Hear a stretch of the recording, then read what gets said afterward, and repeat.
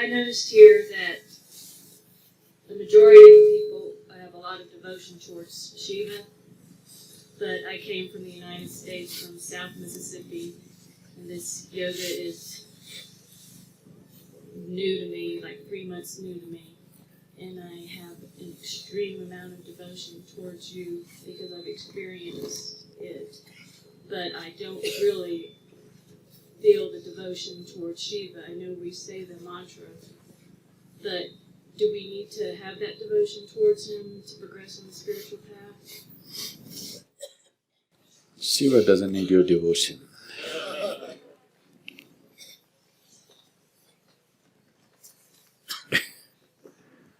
Just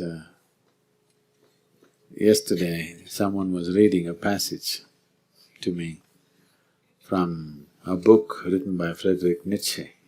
You heard of him? He's not from Missouri. You're from Mississippi?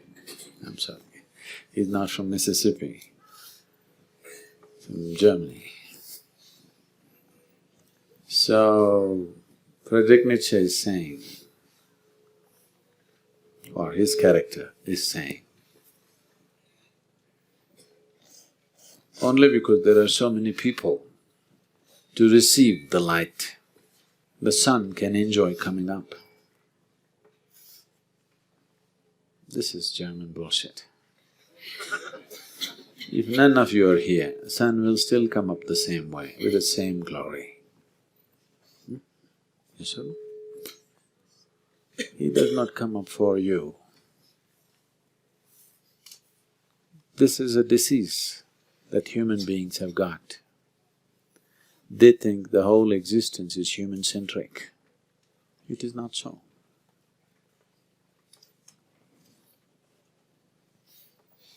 What is here is not human. A tremendous phenomena is happening here, nothing to do with humanity. Well, it has a lot to do with humanity, but it's not of human nature. So Shiva doesn't need your devotion.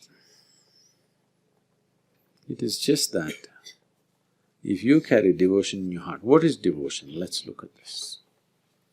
On one level, devotion means a certain sweetness of your heart. It's the best way to be for any human being. If you do not carry this sweetness in your heart, you will be… life will do things to you and you will become bitter. Don't think you can insulate yourself. You can build a home, you can build a family, you can build a huge bank balance, you can be born in Mississippi, but you will not remain insulated. Insulation happens, works only for a certain period of time. After that, one way or the other, life gets you. If there is no sweetness in your heart, you will become bitter, resentful. This has happened to a large segment of humanity. So on one level, devotion means an enduring sweetness of your heart, a kind of sweetness that does not depend on any outside help. Suppose you fall in love with somebody. Does it happen in Mississippi?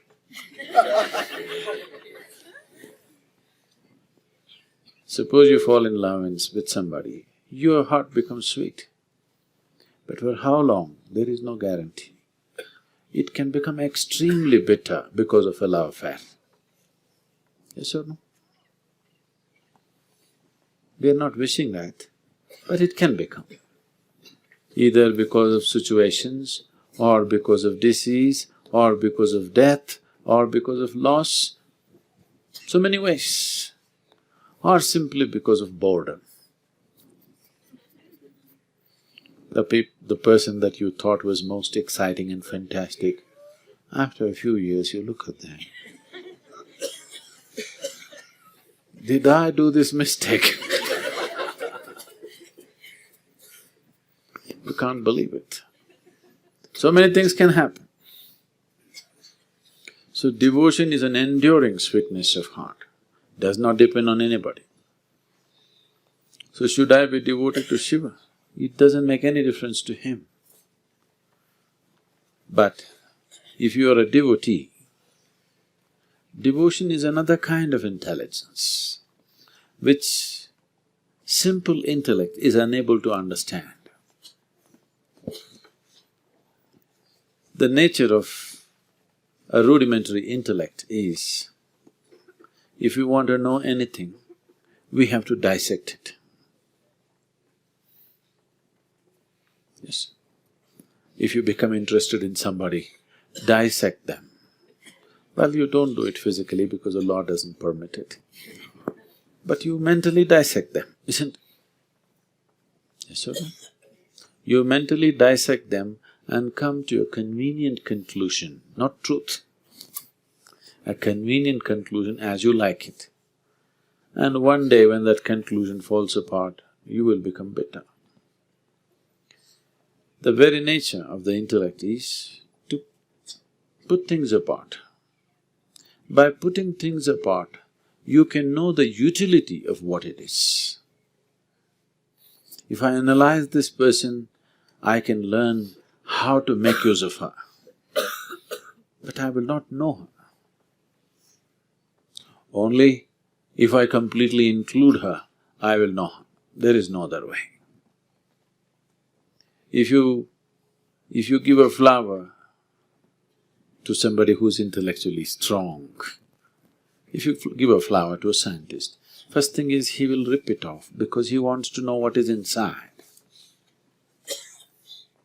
A poet will sing songs about the flower. He does not know what is inside, he does not care what is inside, but it gives him joy. A mystic will become a flower. If he looks at a flower, he will become the flower. Because for him, even a small little flower that is blossoming in something unnoticeable in the grass, even there, the hand of the Creator is actively there, isn't it? Actively there, as active as it is in this one, nothing less. If you pay enough attention to a blade of grass, you will see it has been done with enormous attention. It's been created with a phenomenal sense of attention. It's not been just made like that, okay, just a blade of grass. It was not made like that. Whoever made it paid enormous attention to it. So, a devotee is a different dimension of intelligence. He will see things that nobody else will see, because devotion means you're devoid of yourself. Between you and the ultimate reality, there is only one barrier, that is yourself. So devotion means you must become devoid of yourself. If that is not possible, at least you should reduce this heap.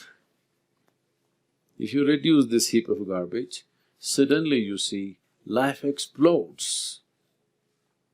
Life explodes in ways that you have not imagined possible. So, it is not about Shiva, it is about you. But you must walk with devotion. What you're devoted to, it doesn't matter. You must walk with absolute devotion. Devotion means you are devoid of yourself. Devotion means a heightened state of receptivity, because you're no more full of yourself. There is emptiness in you, so something can touch you, something can enter you, something can reside in you. You are looking at everything through your psychological mess, and you understand your intellect as the only intelligence. Intellect is a very rudimentary form of intelligence, useful only for utilitarian purposes. To make a living, to survive in the world, your intellect is needed. For anything else, if you want to access any other dimension, your intellect is not good enough. A deeper dimension of intelligence in you has to function. If this has to function, to be in devotion is the easiest way to do it.